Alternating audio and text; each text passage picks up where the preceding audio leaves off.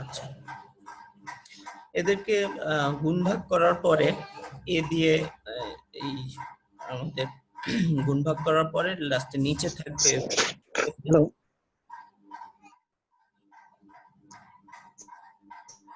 Sir ওই sound হয় আপনার কথা বলার সময়।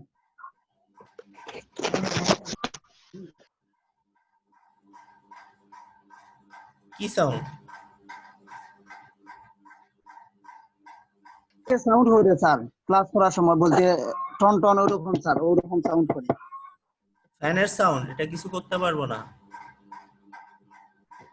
জি স্যার, ওকে স্যার।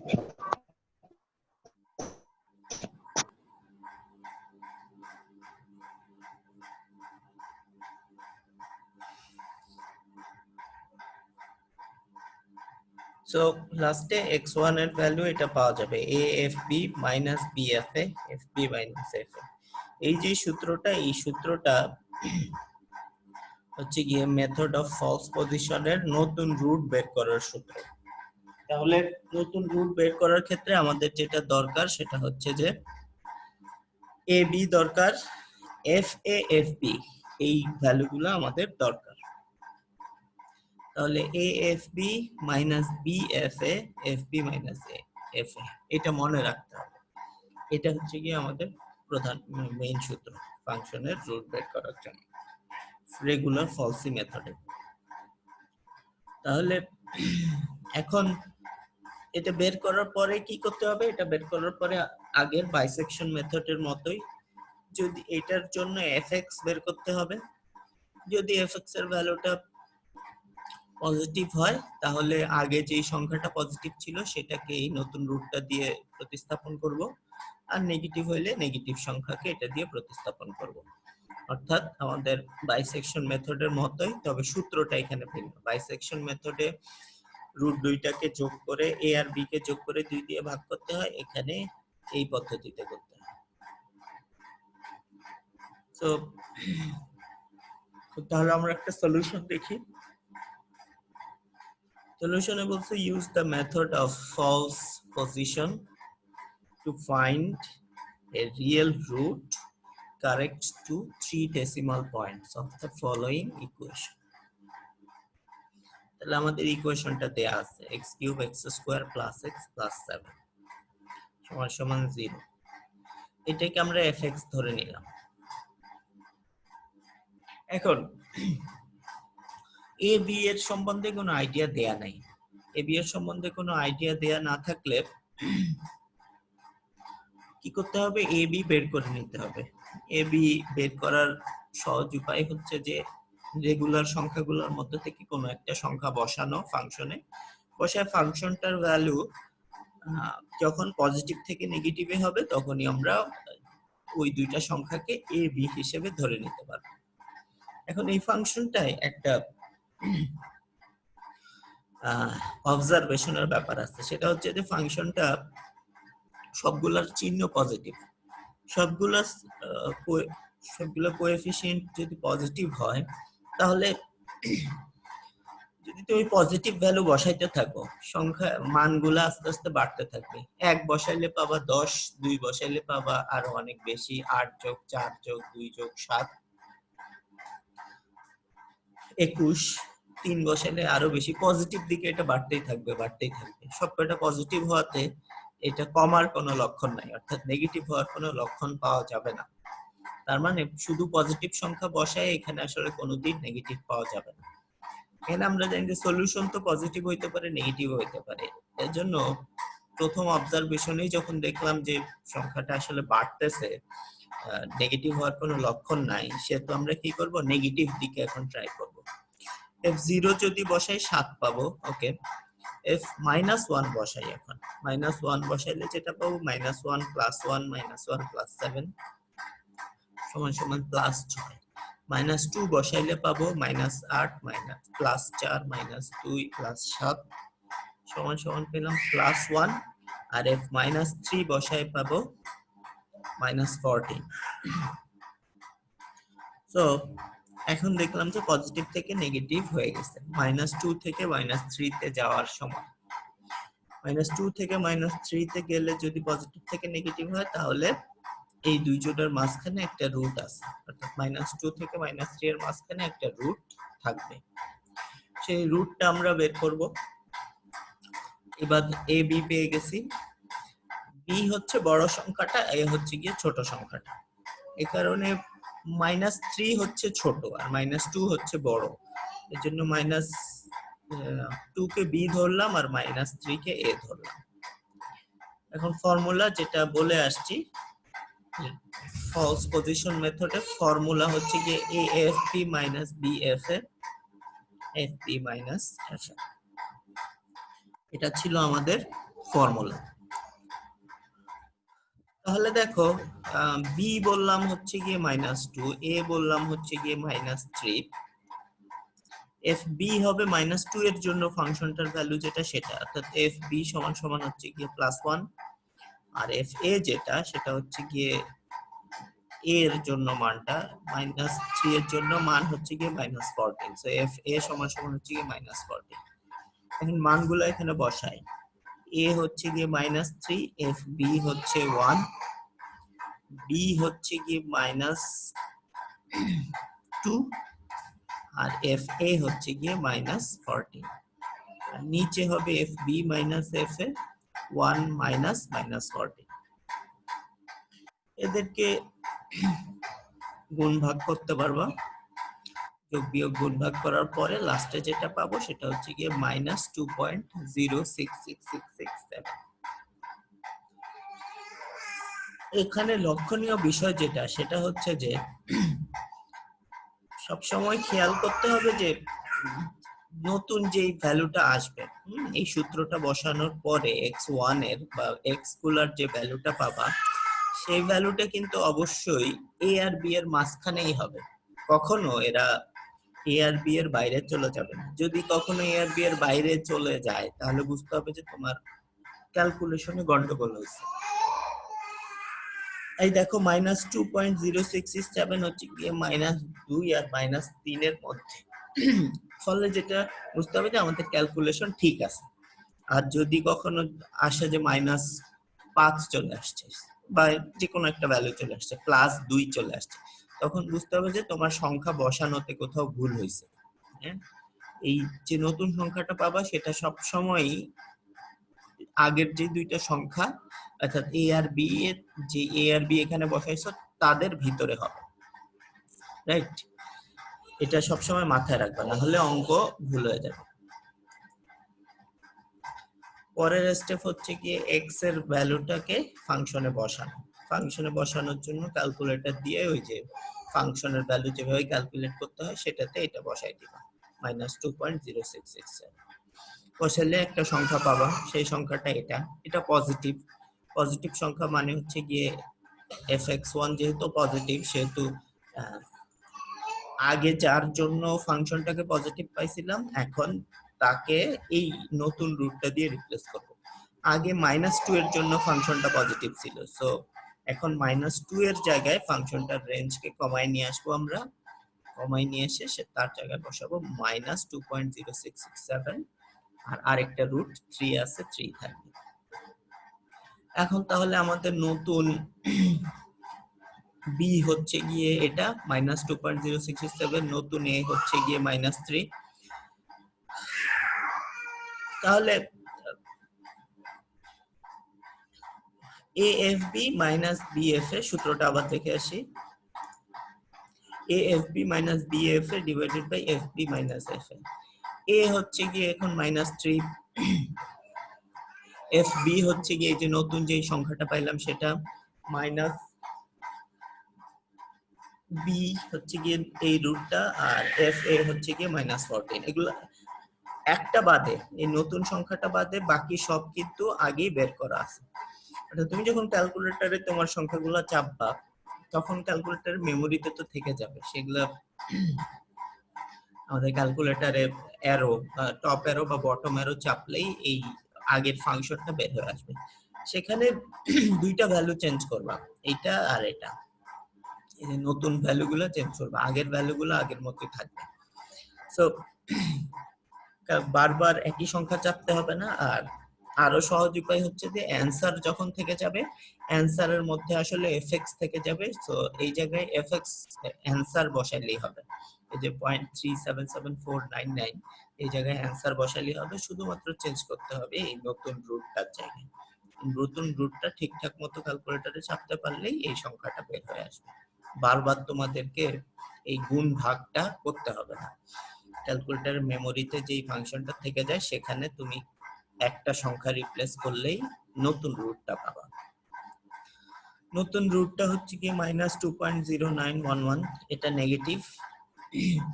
এটার জন্য এফএক্স বের করি, এফএক্সটা হচ্ছে পজিটিভ, এফএক্সটা পজিটিভ হতে আগের রুটটাকে এই এই এই নতুন রুটটা রিপ্লেস করবে, অর্থাৎ নতুন এফএক্স, নতুন আমাদের বি যেটা, সেই বিটা চেঞ্জ হবে, বিটা হয়ে যাবে এখন -2.0911 নতুন রুটটা।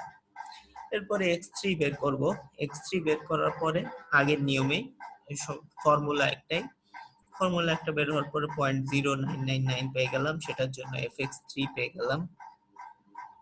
fx3 টা এখনো পজিটিভ আছে, এখনো পজিটিভ থাকায় এই যে নতুন রুটটা সেটা পরের রুটটা দিয়ে রিপ্লেস হবে, 0.0911 এর বদলে 0.0999 হবে।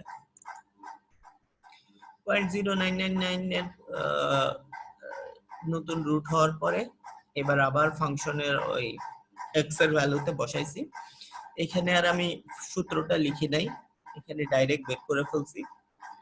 তোমরা পরীক্ষার সময় বারবার সূত্র লেখার প্রয়োজন হয়, একবার বা দুইবার দুই স্টেপে সূত্রগুলো বসানোর পরে পরবর্তীতে ক্যালকুলেটরে যে ভ্যালুটা বের হয় সেটাই ডিরেক্ট বসায় দিতে পারো।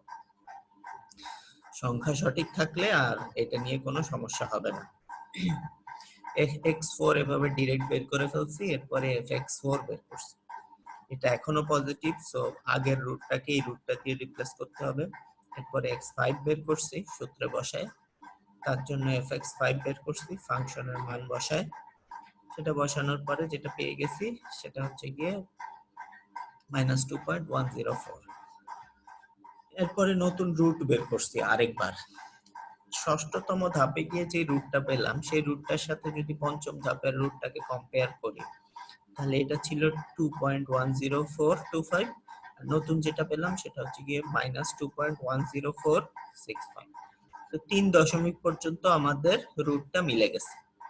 3 দশমিক পর্যন্ত যদি রুট মিলে যায়, এটা যদি গিভেন কন্ডিশন থাকে তাহলে আর আমাদের আগে বাড়তে হবে না, আমরা এখানে থেমে যাব। থেমে গেলে আমাদের ফাইনাল রুট হবে -2.104। সো এইভাবে আমরা আমাদের প্রবলেমগুলোকে সলভ করতে পারি ফলস পজিশন মেথডের মাধ্যমে।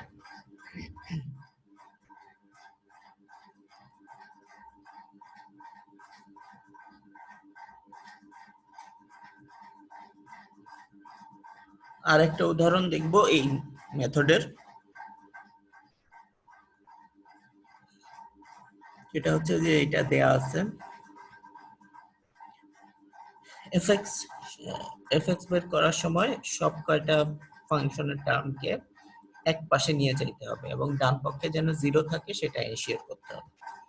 সেটা করতে চাইলে আমাদের 2x - log 10x - 7 এটাকে নিয়ে আসতে হবে একদিকে, তাহলে এই পুরাটা মিলে হবে আমার fx। এখন বের করতে হবে হচ্ছে গিয়ে ফাংশনের রুট বের করতে হবে 3 আর 4 এর মধ্যে, তাহলে a = 3, b = 4, f3 এর মানটা আসছে নেগেটিভ, f4 এই ফাংশনে বসাবা, 3 বসাবা ক্যালকুলেটরে এই সংখ্যাটা চেপে ফাংশনটা লিখে, তারপরে f x = 4 বসাবা, তাহলে ফাংশনের একটা ভ্যালু পাবা, একজন পজিটিভ আর একজন নেগেটিভ, তার মানে এই দুইজনের মাঝখানে একটা রুট আছে। নতুন রুট বের করার ফর্মুলা হচ্ছে গিয়ে afp - bfa fp - fa, a = হচ্ছে গিয়ে 3 আর fb হচ্ছে গিয়ে 4 এর f4 এর মানটা সেটা বসাইলাম, b = হচ্ছে গিয়ে 4 আর fa হচ্ছে গিয়ে f3 এর ভ্যালুটা, আর নিচে সব সময় fb - fa হবে, b যদি পজিটিভ হয় a নেগেটিভ হবে, সূত্রের নেগেটিভ আর অন্য নেগেটিভটা মিলে সবসময় পজিটিভ পাবা। নিচে সবসময় অর্থাৎ আমাদের এটাকে ডিনোমিনেন্ট বলে, এখানে সবসময় আমরা পজিটিভ ভ্যালু পাবো, এটা মাথায় রাখবো। এই দুইজনকে ভাগ করার পরে যেটা পাওয়া যাবে সেটা হচ্ছে কি আমাদের নতুন রুট। খেয়াল করার বিষয় যেটা, সেটা আগেও বলছি, নতুন যে রুটগুলা সেটা সবসময় আগের দুইটা রুটের মাঝখানে হবে, 3 আর 4 এর মাঝখানে এই সংখ্যাটা হবে, অন্য কোনো সংখ্যা পেলে ভুল হবে সেটা।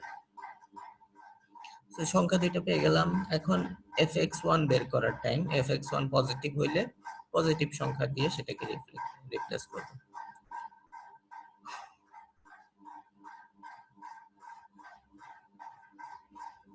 fx1 এর ভ্যালু পাওয়া যাবে, এরা বসাইছে, বসায় বের করে পজিটিভ পেয়ে গেছে। পজিটিভ পেয়ে যাওয়ার কারণে তারা বলতেছে যে নতুন রুটটা হবে 3 আর 3.78, এই দুইজনের মাঝখানে। সো নতুন এ হচ্ছে গিয়ে 3 আর নতুন বি হচ্ছে গিয়ে 3.75। আবার এফ বি বের করছে, এফ বি বের করার পরে সেটাকে আবার সূত্র বসানো হয়েছে। নতুন x2 পাওয়া গেছে, x2 এর জন্য পজিটিভ পাওয়া গেছে। পজিটিভ পাওয়া যাওয়ার পরে এখন দেখো যে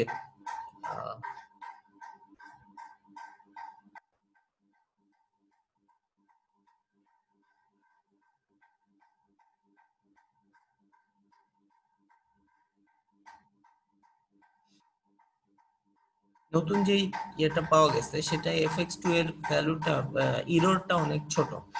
ইররটা অনেক ছোট মানে হচ্ছে কি আগের ফাংশন আর এই ফাংশনটা একদম শূন্যের কাছাকাছি।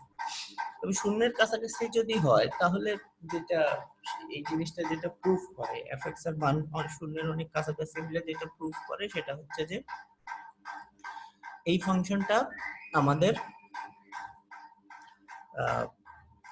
মূল রুটের খুব কাছাকাছি। তো এরকম যদি শূন্যের অনেকগুলো শূন্য আমরা পেয়ে যাই কোনো fx এর কোনো রুটের জন্য, fx এর ভ্যালুতে, তাহলে বুঝতে হবে যে আমাদের এটা আগের ভ্যালুর সাথে এটা 3 ডেসিমাল পর্যন্ত বা তার চেয়েও বেশি ম্যাচ করে গেছে। ম্যাচ করে যাওয়ার ফলে যেটা হবে সেটা হচ্ছে গিয়ে এই স্টেপে আমরা থেমে যাব। এই স্টেপে আমরা বলবো যে এটা 3.789, এটাই হচ্ছে গিয়ে 3 ডেসিমাল পয়েন্ট। fx3 বের করে দেখতে পারো, fx3 বের করলে দেখবা যে সেটা 3.789 এবং ইভেন চতুর্থ সংখ্যা পর্যন্ত মিলতে পারে। যদি এরকম মিলে যায় তাহলে আমরা ওইখানে থেমে যাব এবং সেখানে বলবো যে এইটাই হচ্ছে গিয়ে আমাদের রুট, 3 দশমিক পর্যন্ত সংখ্যার ভ্যালুগুলো মিলে গেল। তাহলে ফলস পজিশন মেথডে কনভারজেন্সটা আরো তাড়াতাড়ি হওয়ার সম্ভাবনা বেশি। বাইসেকশন মেথডে যেমন অনেকগুলা ইটারেশন করা লাগতো, ফলস পজিশন মেথডে আমরা দেখলাম যে তুলনামূলকভাবে ইটারেশন কম করলেও কোনো কোনো কেসে প্রবলেম সলভ হয়ে যাইতেছে। তাহলে এইভাবে ফলস পজিশন মেথড দিয়ে আমরা এগুলা সলভ করতে পারি, আমাদের প্রবলেম সলভ করতে পারি। দুইটা রেঞ্জের ভিতরে কোনো একটা রুট থাকলে সেই রুটগুলোকে আমরা বের করে নিয়ে আসতে পারি। আচ্ছা, এই ছিল মোটামুটি আজকের লেকচার।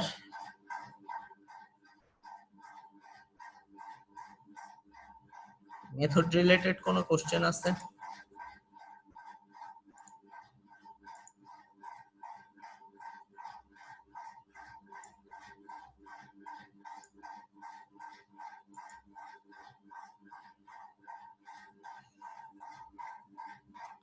যদি না থাকে, একটা অ্যানাউন্সমেন্ট ছিল তোমাদের জন্য। সেই অ্যানাউন্সমেন্টটা হচ্ছে যে এখন থেকে আর ক্লাস শেষে রোল কল আলাদাভাবে করব না। যে তোমরা ক্লাসে জয়েন করার পরে কিংবা ক্লাস লিভ করার আগে তোমাদের রোল নাম্বারটা চ্যাট বক্সের মধ্যে দিয়ে রাখবা। যাদের যাদের রোল নাম্বার চ্যাট বক্সের মধ্যে পাওয়া যাবে, তোমাদের নাম, সাধারণত তোমরা সবাই তোমাদের নাম দিয়েই লগ ইন করে থাকো। সো কারো যদি সংক্ষিপ্ত নাম দেয়া থাকে তোমাদের লগ ইন আইডিতে, তোমরা কাইন্ডলি তোমাদের পুরো নামটা দিয়ে লগ ইন করবা। এটা হচ্ছে কি একটা কথা। আর দ্বিতীয় কথা হচ্ছে যে চ্যাট বক্সের মধ্যে তোমাদের রোল নাম্বারটা তোমরা টাইপ করে দিয়ে যাবা প্রত্যেক ক্লাসে। তাহলে আমি রোল দেখে দেখে যারা যারা প্রেজেন্ট আছে তাদেরকে ওই ক্লাসে প্রেজেন্ট দিয়ে দিব, আর আলাদা করে নাম ডাকার দরকার নাই। আমার কথা কি বুঝতে পারছো সবাই? জি স্যার। স্যার জি একটা স্যার। কোশ্চেন ছিল। হ্যাঁ, এই যে পয়েন্টের পরে কত ঘর শূন্য থাকলে আমরা জিরোর কাছাকাছি ধরবো? তো 4টা শূন্য থাকা মানে এটা মিনিমাম 3 ঘর পর্যন্ত ইয়া হয়ে গেছে। জি স্যার। 3 ডেসিমাল পর্যন্ত সংখ্যা মিলে গেছে, এতটুকু বলা যাবে। 5টা শূন্য থাকলে বলা যাবে যে 4 ডেসিমাল পর্যন্ত আমার রুটগুলার আগের রুটের সাথে মিলছে, এটা বলা যাবে। জি স্যার।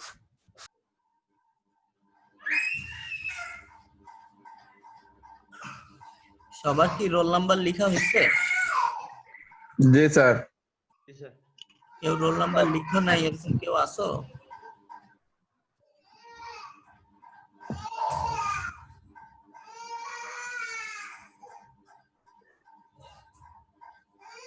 স্যার আপনার একটা মেইল করছিলাম আমি স্যার পরশুদিন। হ্যাঁ, কি করতে হবে? এটা হচ্ছে স্যার আমি ওই যে নেটওয়ার্কের কারণে আমি জুমে ঢুকতেই পারি না, ওই দিন ঢুকি আবার বের করে দেয় আমার জুম থেকে, এরকম অবস্থা। হ্যাঁ, স্যার আমার গত 2টা ক্লাস মিস গেছে আর কি, ওইটা যদি লিংক 2টা দিয়ে দিতেন। সব ক্লাস আমি রেকর্ড করি না, সো সব ক্লাসের লিংক দেওয়া সম্ভব না। স্লাইড শেয়ার করে দেই, স্লাইড দেখে পড়ে নিবা। জি স্যার। সব ক্লাস আপলোড দেওয়া সম্ভব না, সব ক্লাস রেকর্ডও হয় না। আচ্ছা স্যার।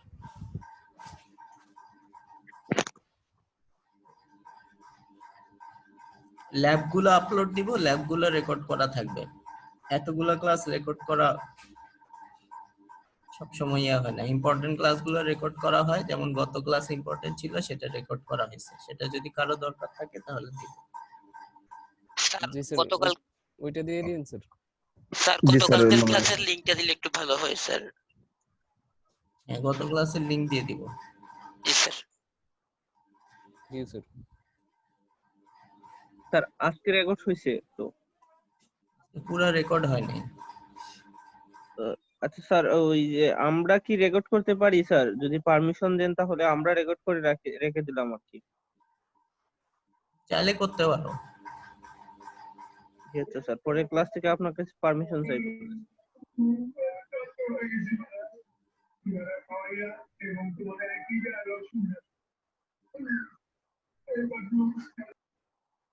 ঠিক আছে, তোমরা যাদের রোল টাইপ করা হয়েছে তারা লিভ করতে পারো। আর কারো যদি এখনো রোল টাইপ না করা হয়ে থাকে তাহলে সে টাইপ করে মিটিং লিভ করতে পারো। ওকে স্যার, আসসালামু আলাইকুম স্যার। ওয়ালাইকুম স্যার।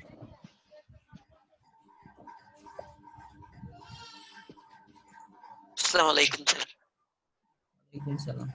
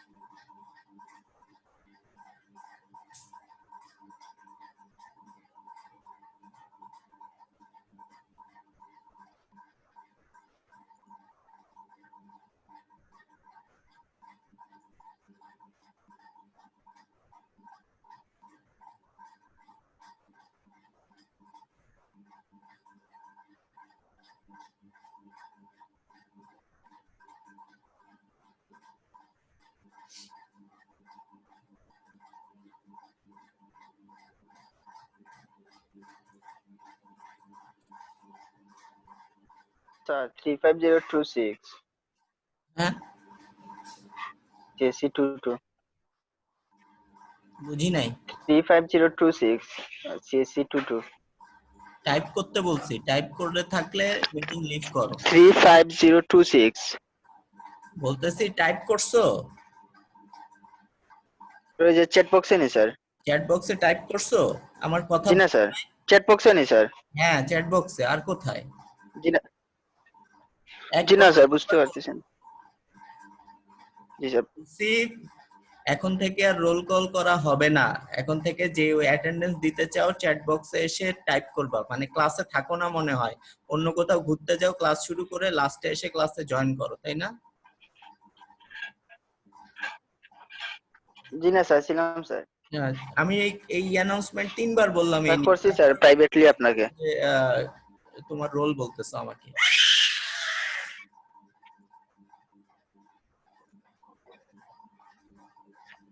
স্যার প্রাইভেটলি করছি স্যার। রোল টাইপ করে থাকলে মিটিং লিভ করো।